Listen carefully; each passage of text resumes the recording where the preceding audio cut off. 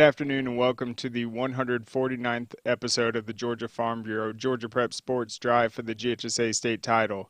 I say 149th episode, but is it 149 or 148? We had an episode last week that still has not been properly uploaded. We're trying to fix that because that was a great conversation with Bruner and Paul Standard. So episode 149 is going to be great as well. We're going to have Perry head coach Kevin Smith on in the first slot. Then Score Atlanta's content strategist, reporter Najeh Wilkins is going to come on in the second segment. We're going to talk about Walton's win real quick. We'll look ahead to the Douglas County Hughes matchup this week that we are really excited about, and then kind of go over the state at some of the players that are under the radar right now that are making a big name for themselves and having huge numbers. And then we're going to close it out with Trinity Christian head coach Kenny Dallas. They're coming off a big region victory over Riverdale, 20-15. They obviously won the state title last year, lost a ton of players, or a young team, but that was a big win for them in that tough region. They overcame 5 turnovers in the first half, and so that was a huge victory. So we'll talk about that. But we're going to go ahead and get started with Perry head coach Kevin Smith. Coach Smith, welcome back. Thank you. Yeah, so you guys are off to a very good start. You played Houston County in that opener. That's a program you're familiar with. It looks like that was just a massive shootout there. You guys fall short 57-56. What were you able to take away from that game, though? Well, we learned a lot about ourselves in that game. We were leading that game 28-3 with about 2 minutes to go in the half, and we turned the ball over. They score. We come out to half. We turn the ball over. They score. Makes it a tight ball game now, and then it became a shootout, and they go down to score at the end and decide to go for 2, and they make it. My hat's off to Coach Edwards and Hoko. They played an outstanding game, and the things that we learned. Well, we got to finish the half. We got to start the half, and we got to finish the game. And we got a comfortable lead. We were up 28-3, and in a big ball game, opening ball game, and we sort of took the pedal off the gas a little bit, and sort of didn't finish. So we learned a lot about ourselves. Yep, and I was looking at Houston County in that game. So you get the big lead. So they're almost passing out of necessity, but that's also a strength of their team. And they threw 50 pass attempts in that game. That's something you don't see every week at the high school level. So just talk about how that kind of taught your passing defense, your secondary, just how to play a lot cleaner moving forward, limit those big plays, which it looks like you guys have done since. Yeah, we had to make a couple personnel changes. It was our opening game. It was Hoko's second game. And, we knew we had some guys out there for the first time, and they made some first-time mistakes. But we had enough, senior guys out there that they should have been able to overcome it, Antoine Hill, the Power 5 quarterback that Hoko has, he played like a Power 5 quarterback. And they've got good receivers. Our DBs, playing, in the first game, we it was a little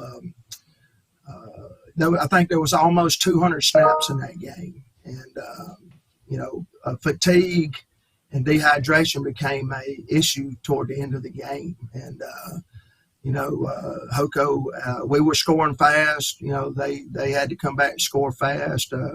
We shut the running game down most of the night. So, it's just if you were a fan, it was just a great high school football game. And, obviously we come up on the short end of it, but we challenged our secondary the next week, and we're better than that. We got a couple of guys in our secondary that's been offered, and just typical first game things that you can get cleaned up. You always get so much better from that first game to that second game. And we definitely did that going into that week 2 game against Jones County.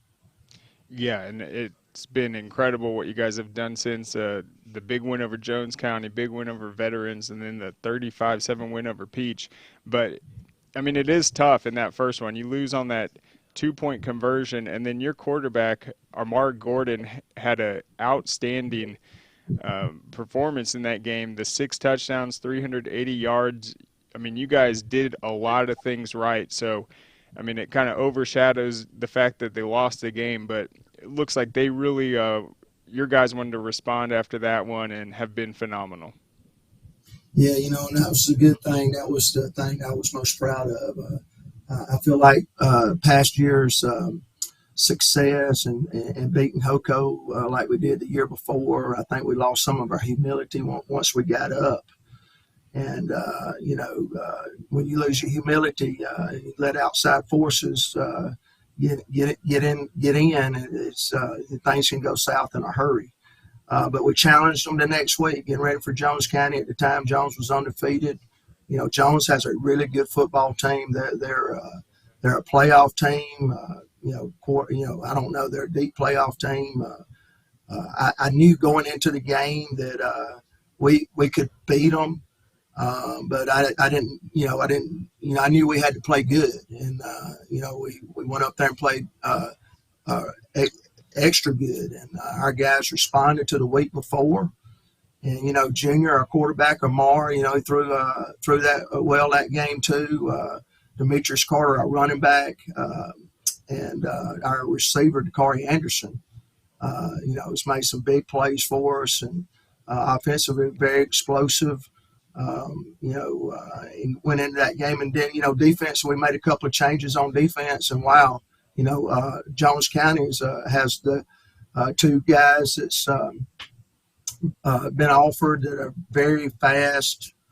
Zion and I forget the other kid's name, but they were something that we were really concerned about, and our guys regrouped. Cal Marshall on defense and Caleb Wilson and Trey Wright and those guys, they had something to prove after the performance in week 1. And, we went up there and we played well as a team. And, we had a good bounce back, and we sort of learned a lot more about ourselves after that game.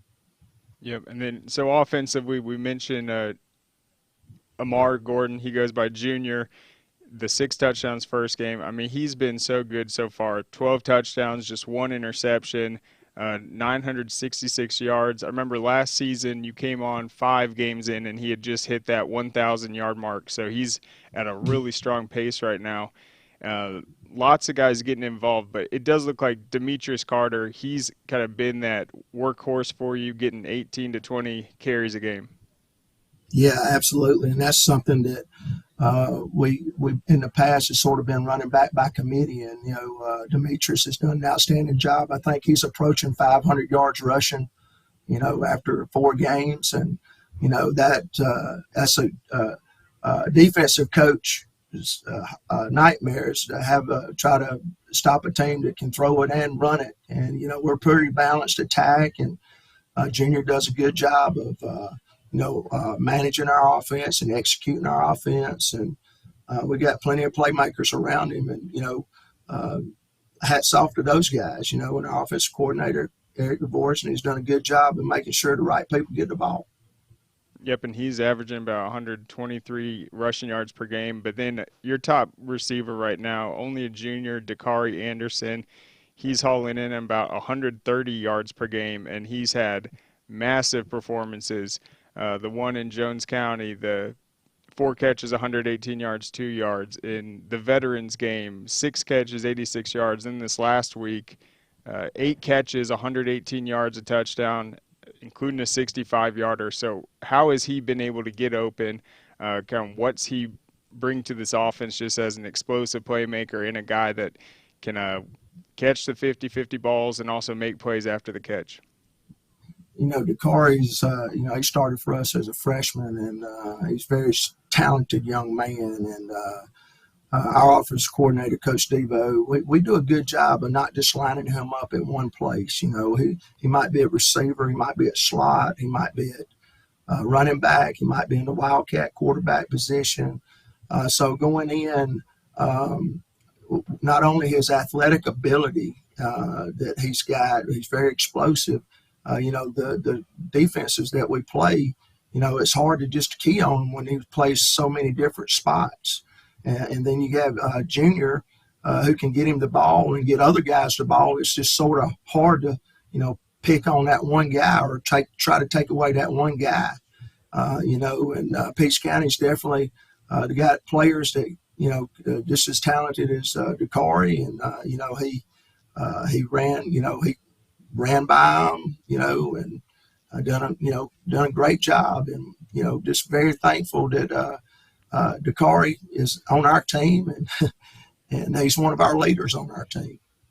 Yeah, and then another guy that's just been making big play after big play looks like Travion Wright, doing it on both sides of the football.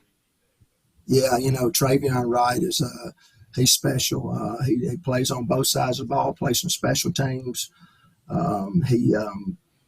He's made some big catches. Made a couple of big catches the other night against Peach. It's been a factor in all three games, and then he turned around and goes over and plays defense, and he's probably playing anywhere from 70, 80 plays a game, and he's holding up. He's probably the first guy that I've had since my tenure here at Perry High School that could play both ways as much as he does. We pick our spots with certain players, but he's proved to us that he can do it, and he's very, very explosive. He's had a couple of interceptions, had pick six, and then he's caught some long balls for us that either for touchdowns or setting up touchdowns. So very exciting to watch. Mm-hmm. And so, yeah, I mean, this has been just such a great start. But I do want to just talk about the Perry program overall. Last time you were on, you're talking about in 2020, you guys really kind of sat down as a group, talked about what it would take to win in the locker room, translate that onto the field, and really just have that positive mindset just in the locker room that's going to translate. You have the big season last year. You build off that. I think that was when you guys had your first region title in 60 years or something. And now it's like 4A has changed so much with the reclassification. You guys are looking really comfortable out there. And, I mean, the balance offensively, the guys that are getting it done, just what's it going to take going into this upcoming region schedule to just continue building that positive momentum? Yeah, I just think, we take the water and the root approach. We really don't worry about our opponent until he gets here on Friday. We don't talk a whole lot about it. Now we prepare our kids for them during the week. We'll start talking about them toward the end of the week, but we can't control what's going to, if we're going to win or lose a game. The only thing we can control is how we play the next play. And our coffee bean culture, just building off of winning in the locker room, Damon West and John Gordon's book, the coffee bean. And, that's sort of what we've been, the standard's been set on, being positive, having a positive culture, being servant leaders. We live in a society today where it's all about me. We forget about serving our teammate and our coaches, serving each other and serving our players, and our players serving, then humility. We'll lose our humility. We live in such a selfish world, all about me. We want, we have to learn that we've learned how to be humble.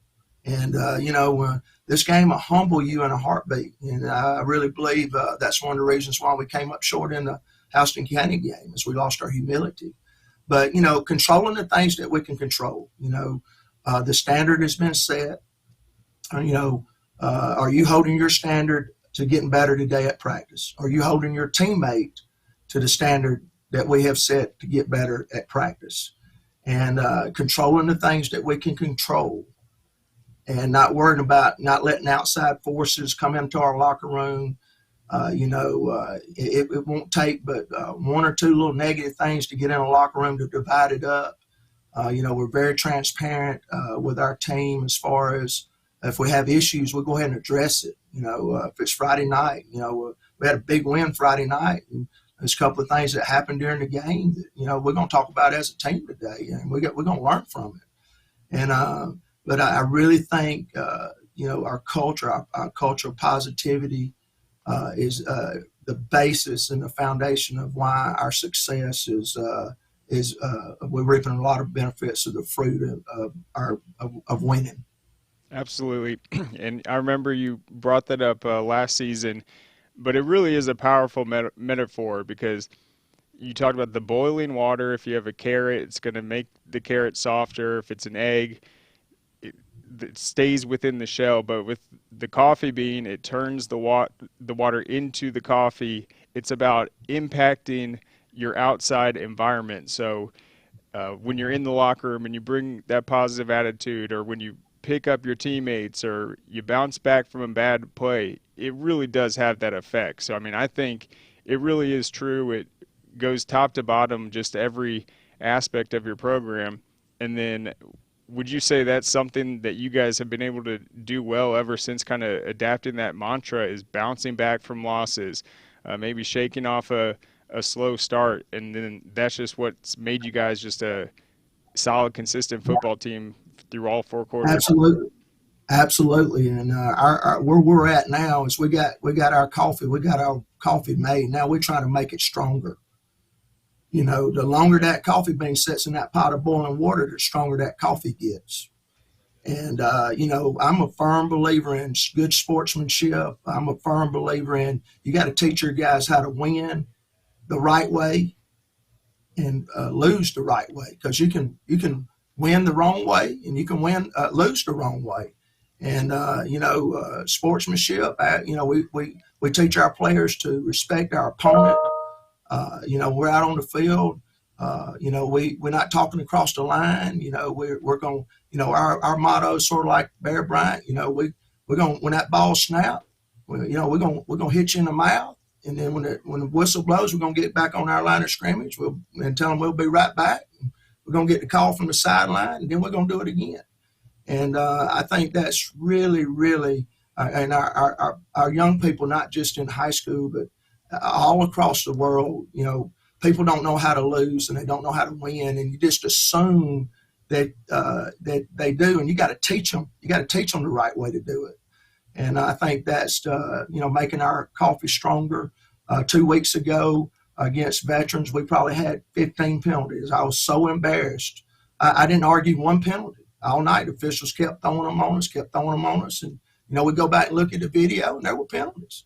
I told my guys, I said, we're going to magnify the positive, not the negative. If I'd argued every call, then that would have went over to them, would have went up into the stands, and then we'd had a negative environment. That's not what we want. We played the next play, and then that Monday we talked about penalties. We watched a penalty cut up, and we said, we made our guys own it. Yeah, coach, that was a penalty.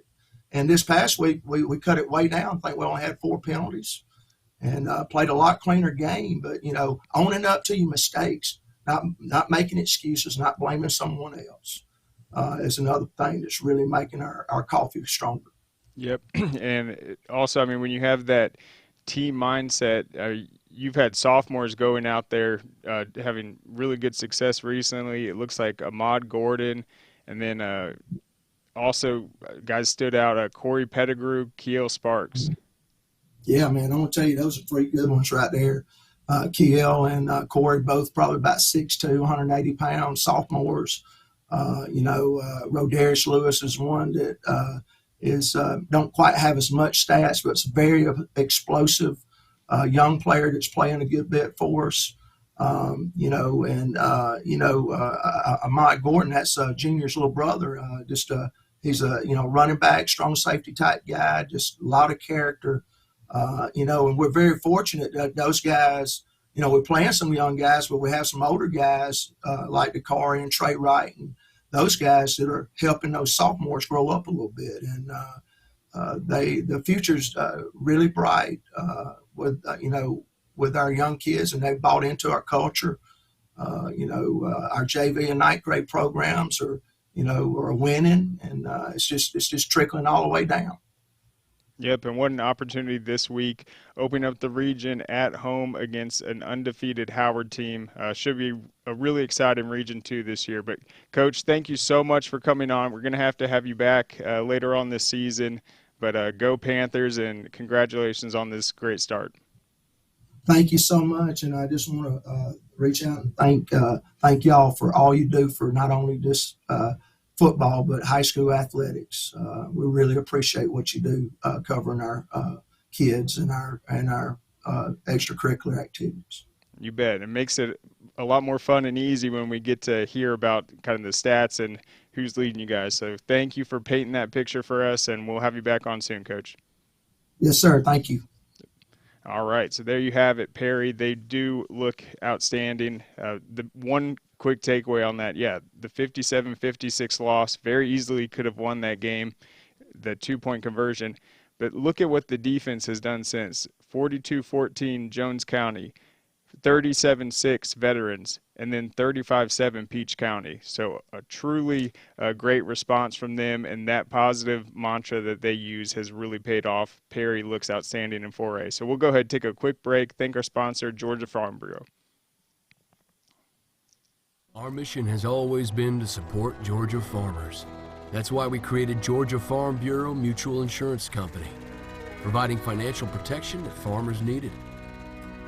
While this remains the same today, we've grown to protect all Georgians through home, auto, and life insurance. From the very beginning and into the future, we stand for every Georgia community. We are our Farm Bureau. All right, welcome back. So our next guest is going to be our very own Najeh Wilkins. We'll talk about this last game of the week at Marietta, where Walton got the victory. Thought it was a closer game than I expected, but you still saw great things. I thought it was a physical game. Walton's defense had a lot of big hits. Marietta didn't give up. They had that huge touchdown right before the half that was really exciting, and that made it a football game. But yeah, we'll go ahead and welcome on Najeh right now. All right, Najeh, so I was talking about the Walton win. I think the big play for me was right before the half. Marietta gets that incredible touchdown. Christian Mathis, that catch he made was unbelievable. No, I agree with you. He's a player I talked about Friday, player to keep an eye on, and he really showed us what he can do. And that him skying for that catch, I think, said a lot about him and what he can do. He's a senior. I don't know how many offers he has, but he's a player. I think down the stretch for Marietta, if they can, get going more faster offensively, and they can put the ball in his hands, you got to like their chances when they start region play. Yeah, I mean, I think Marietta showed that they've had some tough losses this year, but they're still competitive. They're still figuring things out, and I mean, they're going to be good the rest of the season and obviously into the future. Hecklinski, he made plays. He kept them in the game. But who else? I was looking at it. I thought Ashton Woods looked great on that Walton defense, and I think they showed up and had a bigger performance than I expected. Yeah, no, definitely. Ashton Woods was flying all around to the ball. I think a player we got to talk about, too, that was in our post game, Rusty talked to him as well, is Aiden Jackson. He's a senior, doesn't have many offers. I think it was maybe one or two, but, I mean, he did his thing in that game. He had a touchdown. He had 2 interceptions, the late closure there, the interception by Chase McCravey there to pretty much seal his stamp on the game.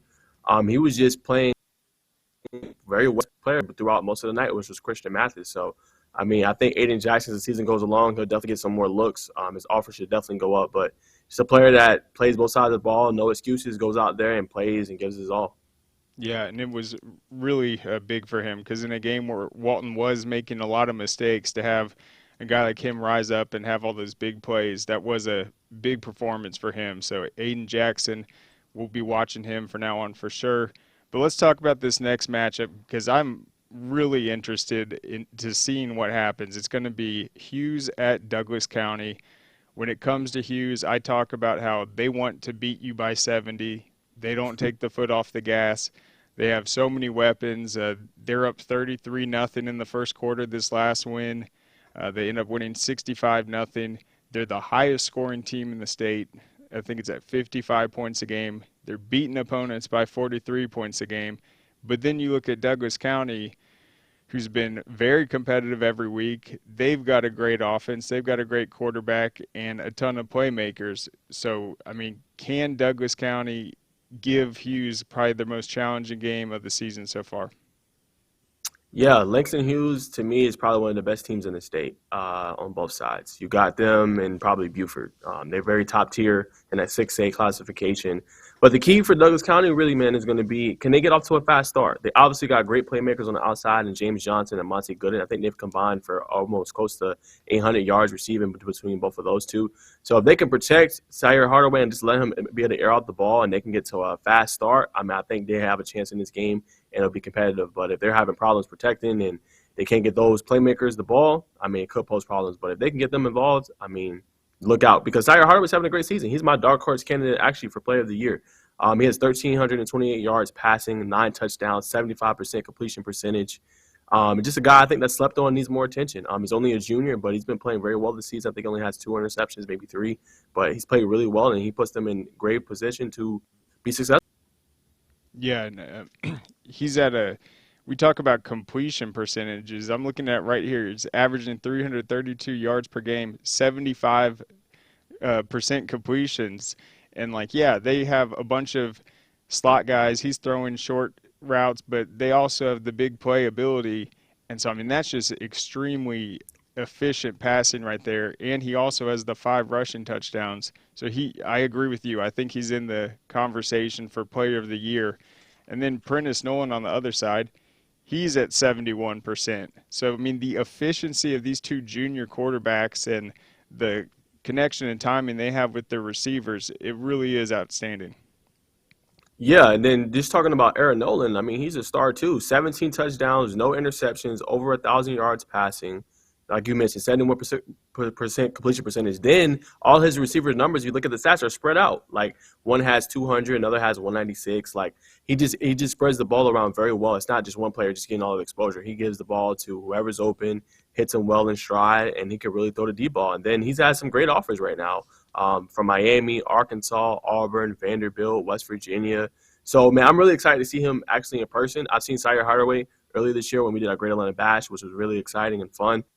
But I'm curious how Aaron Nolan can play and see if he can continue that great play. Because 17 touchdowns, 71% completion percentage, and no interceptions, I mean, that's some stud work right there. Yeah, and what I thought was so interesting about that recent win over New Manchester that Hughes had, Prentice Nolan comes out, throws 5 touchdowns to 5 different guys. I mean, Hughes is so loaded offensively, but I also think Douglas County is able to spread it out too. It's like you really are – it's a 11-man effort defensively, I think, for both teams in this one. You're going to have to kind of disrupt their timing, be in just the tightest coverage possible, or else these guys are off to the races. Yeah, I think another key in this game, obviously I'm going to talk to both of these coaches, Johnny White and obviously Daniel Williams for Langston Hughes.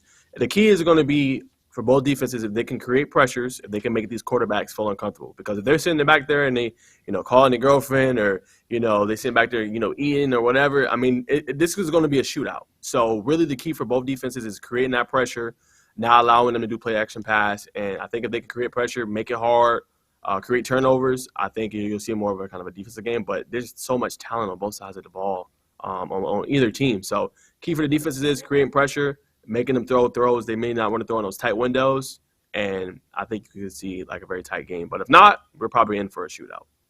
Yeah, I think Hughes might have had 1 field goal late in that game, but, I mean, they're so good in the red zone just with Prentice's ability to just distribute it, his size, his arm talent. You have Justice Savage in the backfield, and then guys like Jelani Tank Thurman, just one of the most massive athletes and tight ends in the state. He's such a mismatch, and you look at a tight end like that has a 6'5" or 6'6", like 250 frame, but then he's also able to have 70-yard touchdowns. I mean, he has the speed too. So I think the red zone is going to be very key because they're both going to move the chains and rack up the yards. But can Douglas County force them to kick field goals or potentially come up short in some of their drives, because that's going to be huge. Yeah, I agree. The red zone is another area you got to look out for. Also for Douglas County, if they can force and stop them, as you mentioned, Craig, and also can they score in their red zone? Because let's say hypothetically, let's say Langston Hughes is giving up yards and moving the chains, but if they're stopping them and stuffing them every time they get in the red zone, then it's all for naught, and they're making them force field goals. So you got to get in that red zone. If you're Douglas County, you got to be thinking touchdown. You got to be aggressive, and you got to really play to win the game. You can't be conservative, in my opinion. So. Yeah, it's really going to be that red zone, as you mentioned, Craig. I think it's going to be a key component of this game. Yep, they have a lot of big plays, but they've also been good in that department.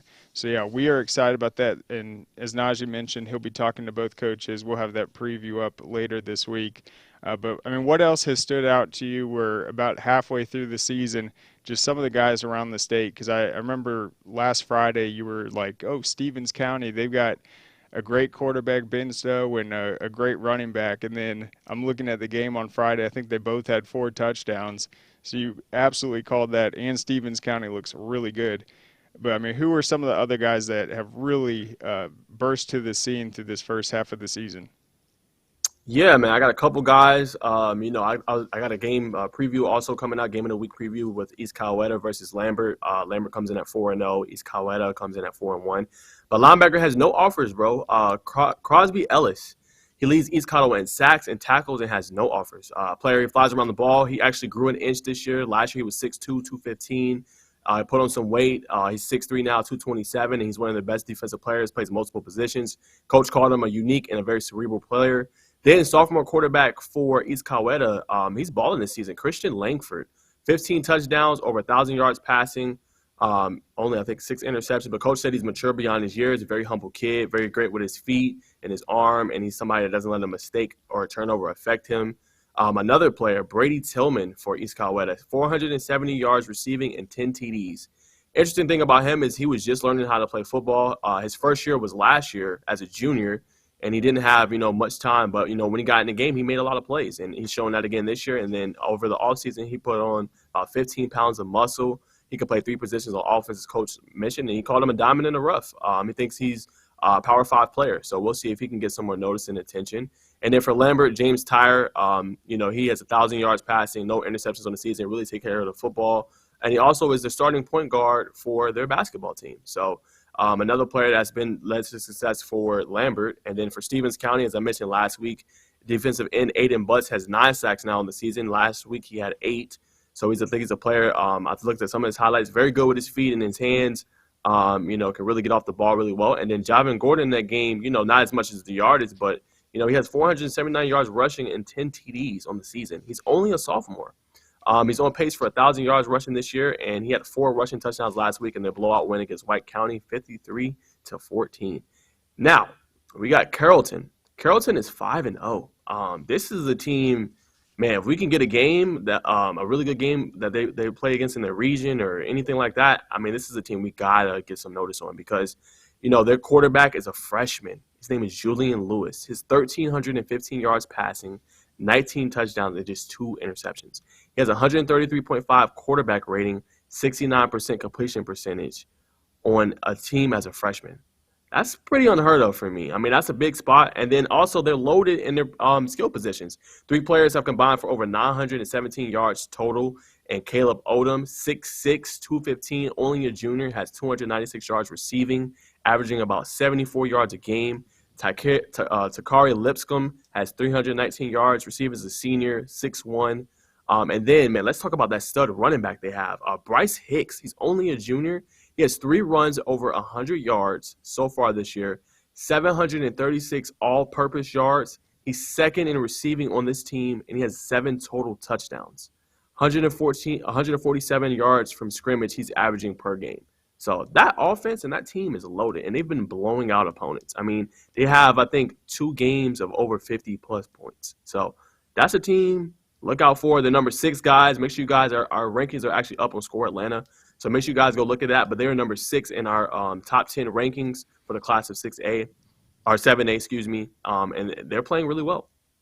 Yeah, I did not know Caleb Odom was 6'6", 215. He had 3 touchdowns in that Jenkins win.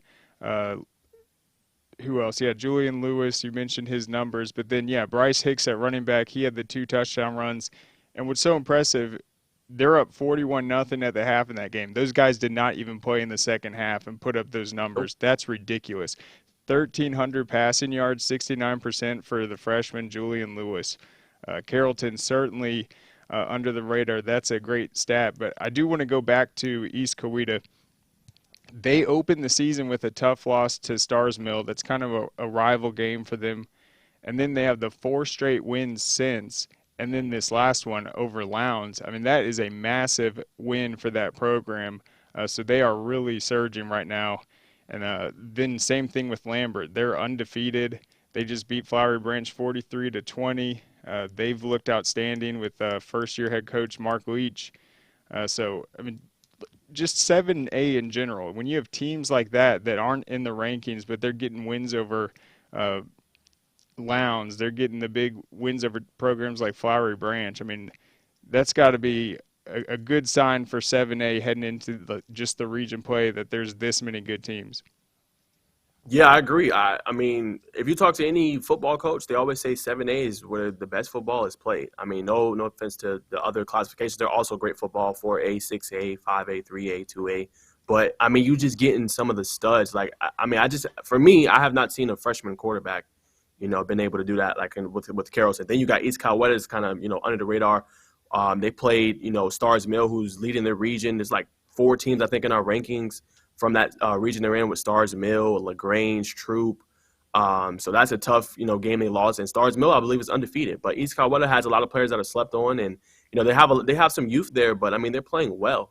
East Coweta is. And then Lambert, you can't sleep on Lambert. They're 4-0. This is their last game right before they play into region play. So this is also another good test for them. They're undefeated, 4-0. So I mean, if they can come out here and get a win, I mean, I think that's good. And then as far as East Coweta, just like I said, Brady Tillman, I mean, to be and put up the season he's doing, would basically getting like his first year of starts and getting more reps. I mean, that's incredible. For almost 500 yards receiving and 10 TDs. So I think this 7A is the best of the best, the creme de la creme. And I love these matches because even if you think a team who's poised to win and is favored to win, I mean, you can't sleep on this other team because they could really shock you and surprise you.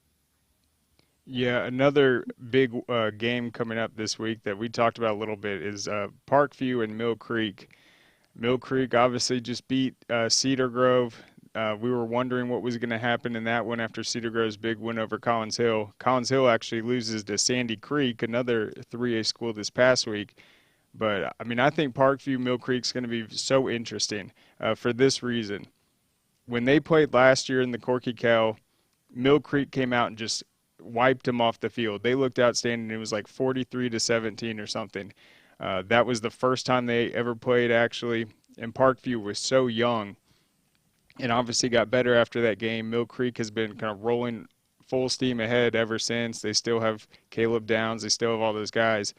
But Parkview, I think, has taken the biggest leap from last year to this season. They look outstanding. All their talent in the passing game, but then kind of just the rise of Kyer Spain and some of those other guys and what they've been able to do running the ball. I mean, how competitive do you think that game's going to be, Parkview against Mill Creek, and just the opportunity Parkview has? Yeah, this is a big game. This is a really big game, I think. This is the team you're going to see in the postseason, I think, for both. I think Parkview and Mill Creek will be there. And, we've seen Mill Creek improve from week 1, but, I mean, we've seen your alma mater, man, Walton, put up some points on them. So if you're Parkview, I definitely think it could be competitive. What you're going to have to do is you're going to have to win at the line of scrimmage. It's going to be that offensive line who's played really well this season. You're going to have to establish a run, which I think they can do. And if you get Kyer Spain, another underrated player, if you get him going, they're going to start probably trying to load that box. Then you can air out the ball because then you got a really good quarterback in Colin Hulk who can throw that ball. And then you got a great 5-star player on the outside in Mike Matthews. So, Parkview is one of my dark horse candidates, I think, in 7A. Just like a sleeper that can come in there. Like, don't sleep on them because they can really make some damage, some difference. And, earlier in the season, I was able to talk to Eric Godfrey, Parkview coach, and he told me, like, Kyer Spain's a guy, don't sleep on him. Like, he could really play. And I believe he's only a junior. Last year he was a sophomore. So the key for them is going to be getting going fast, getting that running game going, being able to establish that, and then air the ball. And then for Mill Creek, it's just going to be, trying to limit that run, and letting, Caleb Downs, you might want to match him up against Mike Matthews because, if not, he might have a big game. I think that's a matchup we should look out for too. See how much they're going to be matched up. Potentially Mike Matthews versus Caleb Downs. Obviously, both of these players can play. Very good players. I think Downs is an Alabama commit. So, and I'm curious to see what they can do as far as defensively, Parkview is doing because this year they've been playing pretty good defensively. They've been limiting points and been getting some takeaways, and they've been playing really good and styling that defensive line. So, if they can do that and those things, they have to like their chances. And this is a good preview for them. They really, really a good measuring stick to see where they're at as a team and if they could play with the big boys. Yep, and so was that St. Pius game this last week. They were actually down in that one, and I think they closed it out with 31 unanswered, so they got knocked around early. I think you absolutely nailed it, though. I mean, Mike Matthews, the receiver for Parkview, and then Caleb Downs on the other side, and that's what it's all about, just seeing two great players go up against each other, and then that creates the opportunity for everyone else to be on the field with some of the highest recruited guys in the state. So that will be a very good one. And we'll have to have you back on later this week once you talk to Coach Williams and Coach White ahead of this epic region battle between Douglas County and Hughes. But Najeh, thank you so much for coming on and great stuff. Yes, sir. Appreciate it. All right, so we've got to get to our next guest right now, though, Kenny Dallas. We'll go ahead and take a quick break. Thank our sponsors, Georgia Farm Bureau. Our mission has always been to support Georgia farmers. That's why we created Georgia Farm Bureau Mutual Insurance Company, providing financial protection that farmers needed. While this remains the same today, we've grown to protect all Georgians through home, auto, and life insurance. From the very beginning and into the future, we stand for every Georgia community. We are our Farm Bureau. All right, welcome back. So our next guest is going to be Kenny Dallas, Trinity Christian's head coach. We had Coach Smith on earlier. He has the carrot, the egg, and the coffee bean. Coach Dallas is the quitter, the camper, and the climber. You either quit, you either can't camp out, stay stagnant, or you climb. And that's kind of helped that program have all the success they've had and also bounce back from an 0-2 start with back-to-back wins. So we'll have Coach Dallas on right now. Coach Dallas, how's it going? Man, I'm doing very well. Good to have you. I joined in there just long enough to hear you talk about the climbing over there. Yeah, that's exactly what we've been doing.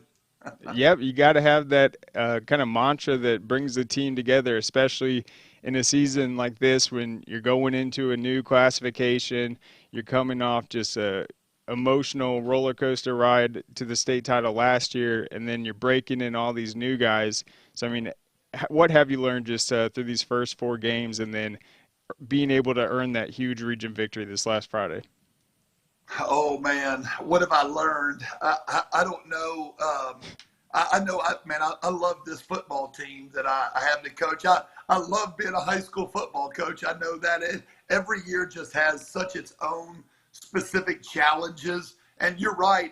We come off of a year last year where that group of boys that I had that graduated last year, I mean, they all started most of them started for 3 years. So the interesting thing now is we don't have a lack of talent around here, and we're competing just fine. And we competed well even first week with a pretty good Woodward team. Take away a couple of just silly mistakes. But what we came into this year having to really replace is a lot of voices of leadership. There's a scripture that says, as a man thinketh, so is he. And so, there's got to be somebody around here that's telling everybody where we're going. And of course, as coaches, you're doing that all day long. You're trying to lead, but there's nothing like player leadership. And so I love my team and I love this group of boys, but you don't have experience until you have it. And there's just a way of you get in there and you compete in those games on Friday nights. And then, some voices start to emerge. And we've got a little more of that going on. But, our kids, man, they work hard and they get after it. We've got good players. But we just, and still, man, listen, this past Friday night, I don't know if you saw our stat line, but it was a complete anomaly. We turned the ball over 6 times and won the game. I can't remember in my career ever turning it over 5 times in a game. I mean, maybe there's been some 4 turnover games. I'm even trying to remember that. I mean, it was crazy, but our kids held it together. There were some good voices, like hold it together, win the next snap. That's really our definition of mental toughness. And we held it together to win a ball game that we probably shouldn't have when you turn the ball over 6 times. Yeah, and it looked like that was contagious. You had the 2 interceptions. Phoenix Moss had the 2 fumbles. You had 4 fumbles as a team.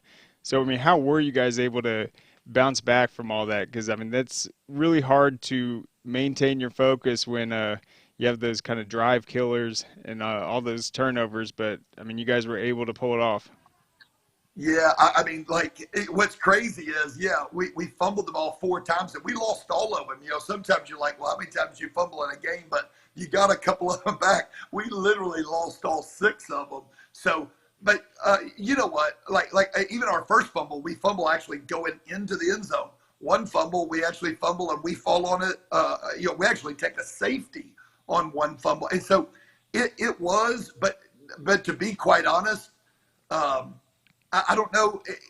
Every negative thing that happens to you is really an opportunity for success in that I tell the boys all the time, a guy can't bench 135 pounds or 225 pounds. You know, you're trying to get a big plate on there, 1 big plate or 2 big plates on there until you fail at it a bunch of times. In other words, I don't hit 225 on a bench the first time I do. I fail at it and I fail at it. And if I stay at it, eventually I hit it. So literally failure is a part of growth. And so in our first 2 games, you know, where we got beat in those first 2, the whole point is, man, can you learn from every mistake that you make and just simply get better? And so I don't know, man, around Trinity, what we really want to do is have a mindset that we're not afraid to fail. That we're going to get out there, we're going to climb, we're going to attack, and listen, we're going to learn from our mistakes. And so we define mental toughness as the ability to win the next snap. So it literally means if something happens terrible, and listen, we not only had 6 turnovers the other night, we had 6 turnovers in the first half. We touched the ball 7 times. It's crazy. And we turned it over 6 times. And listen, as a head football coach who's been doing this for a while, I'm shaking my head over there going, somebody ought to fire the head coach here. You know, when you do that, and we're coming off of a bye as well. But at the same time, and I'm joking about that. If my head of school's listening, I would rather he not fire me. But when I'm sitting there looking at it, what I did see was then a defense run on the field like it was freaking Christmas morning. Like they didn't go out there putting their heads down, sorry. They ran out there ready to win the next snap, and that's mental toughness. It literally is the ability to win the next snap, and our kids pulled it together, and they won a very important region game. And so, man, I'm proud of them. I hope we never, ever are in that situation ever again, but we've been in the situation we've turned the ball over, and we've still won now. So there's a success. Yeah, and so, yeah, the defense was great. You guys were able to overcome, I think, 5 of those turnovers might have come in the first half alone, but then you guys are able to get the 2-score lead. You hold on 20-15. But I was looking at it. Was Aaron Gates out for that game also? Yes, he was. And of course, that's his second game that he went down in the Mary Persons game at the end of the first quarter. Had a great first quarter. I think it touched the ball 6 times for like 90 yards, something like that. And went down. And so, yeah. So yeah, I mean, you're also, that's another thing, you're having to play, without, certainly recruiting wise, your best player, kid is committed to go to Florida. And so our kids not feeling sorry for themselves, and they got up and competed. And so I don't know, man, for me, the greatest compliment I can ever receive as a coach is people say, I can't believe how hard your kids played. And so I was proud of them for that. I tell them, man, not always can you run fast, but you can always run hard. And I think that's the measure of a man. And so we played hard despite all those mistakes. Now, 2 weeks before in Mary Persons, I thought we played a pretty good football game. We didn't have those turnovers and mistakes. And I will have to say, because you mentioned his name, Phoenix Moss, he had several of those. I think Phoenix as a kid, man, really excited about him. He's a kid who doesn't have a lot of experience, but is just getting better and better by those touches. And so, he did. He dropped the ball a couple times, but guess what? We're going to hand it to him a whole bunch more times this Friday night, and we just expect that he lives and he learns and he goes and wins the next snap, and he's going to be better for it. Absolutely. He had a big game against Mary Persons, 11 carries, 62 yards, I think, and 2 touchdowns. So we know that. And all in the second half. It was all Okay. in the second half, right when we needed it as well. That's right. Yep, and then Jamarian Harris has also stepped up because in that first game it looked like you guys weren't really trying to beat Woodward with the run game. Yeah, look, I think a lot of balance is about. I think a lot of balance really kind of comes to, you got to be able to run and throw the ball both, and listen, not everybody agrees with that, but it's one of the things that we believe in is that you got to be able to do both depending on what a defense is giving you. Where we are an offense that kind of takes a look at the field and sees where the numbers is and sees where grass is, and we want to be able to attack it.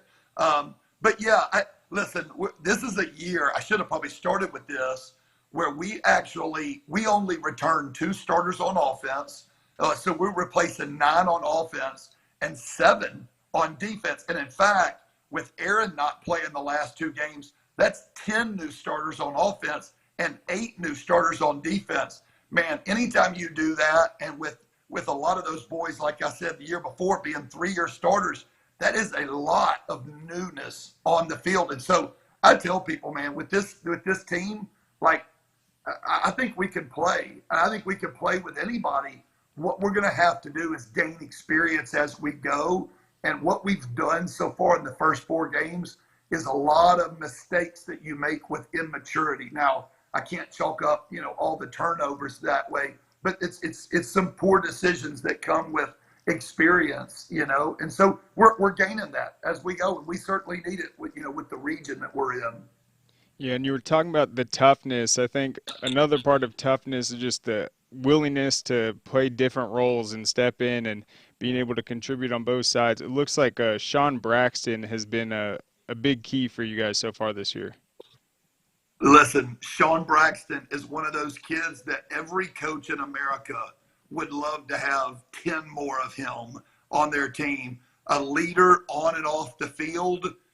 He's a young man of integrity. What he says, he's going to do, and he's just physical. And so, yeah, he's our starting strong safety. He's a committed who's already committed to Davidson as a over 4.0 GPA. I tell people when they're recruiting Sean, I was like, hey, you may not offer him a scholarship, but he's going to be your senator or your president one day. I mean, that's what type of kid I think he is. And so, yeah, he's come over on the offensive side. Because, listen, we dealt with some adversity. In fact, in the second game of the year, I think we started our number 4 tailback. Phoenix kind of got hurt in the first quarter of Woodward, and so he really wasn't back until the second half of the Woodward game. Sean dealt with a little bit of a shoulder in those first couple of ball games. But, man, Sean is a guy who now has come back. Now that we're kind of getting healthier at that running back spot, he gives us time at running back, but he also gives us time out there at wide receiver, and he's just a kid that you trust. And I don't know if you saw it, ESPN actually picked up a play of his from the other night. I don't know if you saw it on social media, but he had one of the most incredible runs. He almost had the entire Riverdale defense on him, and boy, he's driving at an important point. And we have 5, 6, 7 Trinity kids jumping with him. But, I think he took his first contact near around the 25, 30-yard line, and it drove all the way into the end zone. It was one of those plays I'll always remember. But I think it just speaks to it speaks to his athleticism, and he's a tremendous athlete, but it speaks to his character and his resolve. Yeah, he stepped up, had a big game. I need to check out that play for sure. That sounds very exciting. How about your quarterback, though, Henry Broadnex? I've mentioned it pretty much every week on this show. I think Region 4 is the toughest region in all of Class 4A. It's absolutely loaded. You're going to need him to be just a good leader for you guys this year, just on and off the field. Yeah, I love what Henry has done so far. It's tough replacing a guy like David Dallas, last year, all the crazy numbers and everything he had. But the thing that Henry's been able to do is be in our JV system, be in our development system, and he's come up through the ranks and he's worked hard to learn the system. And like I said, man, we faced some challenges this year. Well, I think I mentioned already. I mean, we went into game 2 using a great little freshman tailback who's going to be a great player for us, Bakari Hamilton, but he's our number 4 guy. We've been without Aaron a couple of games. It's been kind of one of those years that, man, you kind of start the year with a lot of inexperience and you say, man, we need to all stay healthy. And then that doesn't happen. But we don't make excuses for that. I mean, we tell our guys around here, man, injuries are a part of the game of football, just like, kicking field goals and having first downs. I mean, it's a part of the game. And so everybody prepares, to play. But I'm really proud of the leadership that Henry has provided. In fact, in each one of our games, he's not a big guy. I mean, he's probably only 165 pounds. He's not a real big guy, but he's had important runs the last couple of weeks. He had some important runs for us in the last couple of weeks and made some important reads. But again, it kind of goes back to him, man. It's hard to have experience until you have it. Experience brings you a lot of savvy, and it brings you a lot of really confidence. And so I'm excited for Henry that he now has 4 good games under his belt, and I expect to see the best out of him. But you're right. We enter into just a tough region. In fact, the last time I looked at the GSF Daily, I mean, they had us ranked 11th. And so it was like 5 of the top 11 teams in the state of 4A are right there in one region. So it's tough, man. And so, for us, the way that, coming on a year where we're turning so many guys, and I don't think I mentioned this, but to go along with our youth, I think we have 78 kids on our roster. 53 of them, I think, are 9th or 10th graders. Like, I mean, we've got a lot of young kids that are coming.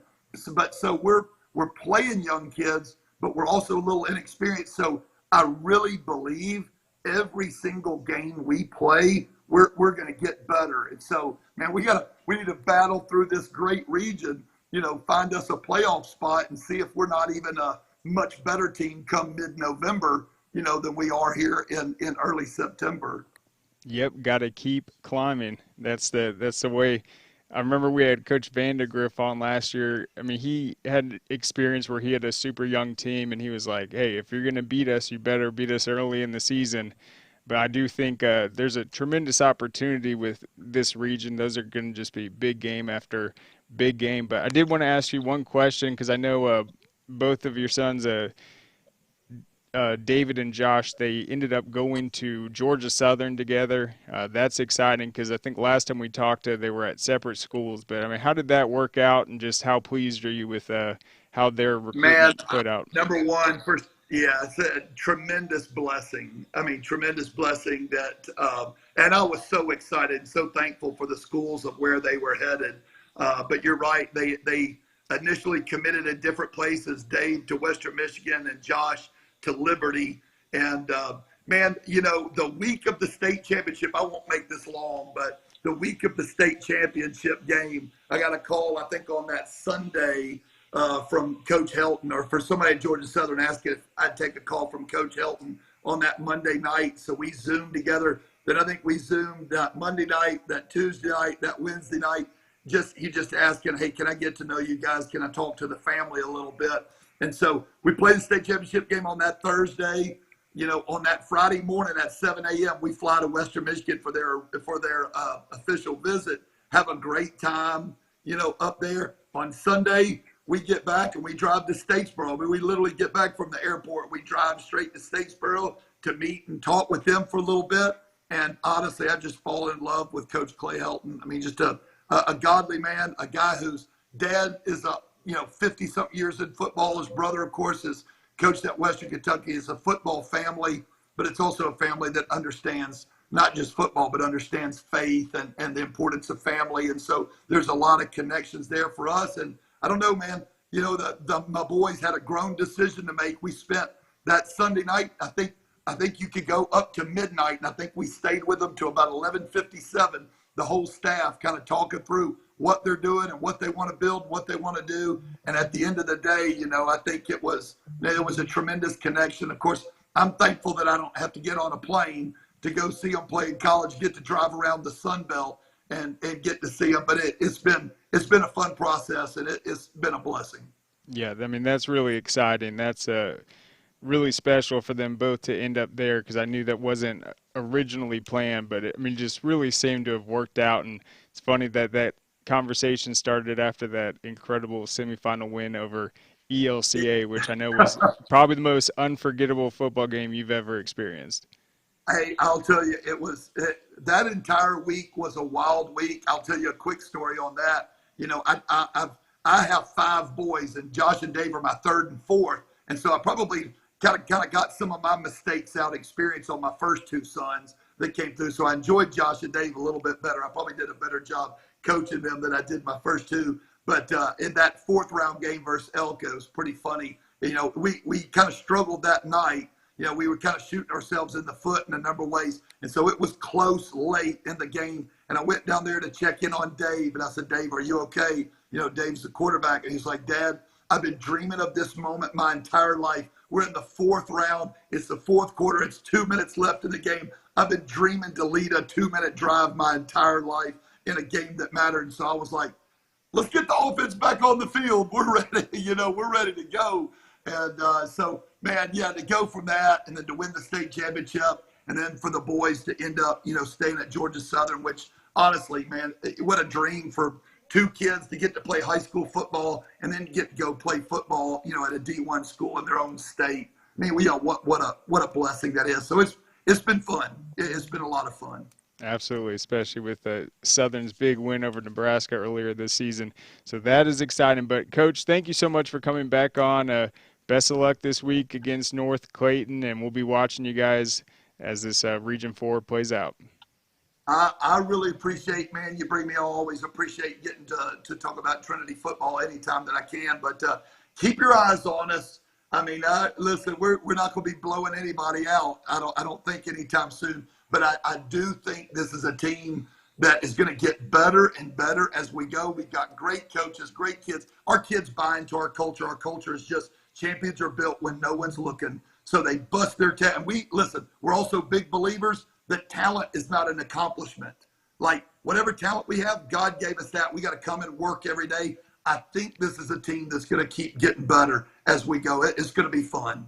Yep, a lot of these opponents you guys have never played, but the same is true with them. They've never gone up against the Lions, so it's going to be really exciting. Coach Dallas, thank you so much. Thanks. God bless. All right, so there goes Kenny Dallas. That was fantastic. So I was curious about this year's team just after last year's run, and he mentioned it, only 2 returning guys on offense, but they've been able to steadily improve. That win over Mary Persons was big, and then to beat Riverdale 20-15 in the face of the 6 turnovers, that shows that once they get going, start clicking on all cylinders, they will be very dangerous. But we'll be back on Wednesday with another edition, hopefully number 150. We're still working on getting last week's up, but we will see you then. Go to scoreatl.com. We'll have all our content up there.